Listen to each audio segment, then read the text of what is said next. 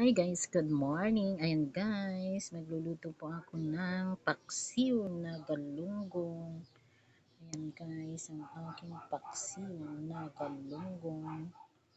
Ayan, mayroon na po siyang sibuyas, bawang, pamintang buo, suka. Ayan guys, ang aking lulutuin ngayon.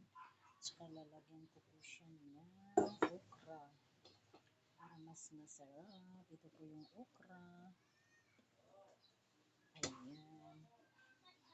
Ano po ang aking at saka talong. Ayan. Sarap yan. Tsaka suka. Lalagyan na natin ng suka. Ayan. Tsaka magic sarap. Pampalasa. Sarap. Ang bango-bango. Sibuyas, bawang, luyas. Ayan. Okra at saka talong. Yummy, yummy.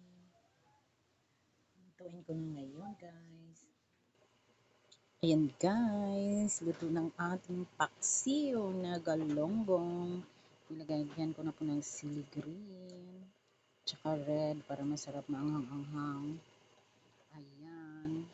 Mayroon na yung suka. Dagdagan ko ng konting asin.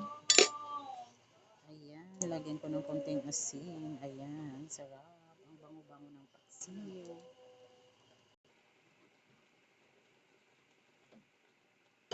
And guys, dinagdagan ko ng konting asin at saka mantika para lang mas masarap ang ating paksiw. Yan po ang mas masarap. May konting mantika. Sarap yan. Try nyo. Masarap po yan. May mantika, konti. Aluan konting mantika. Thank you for watching.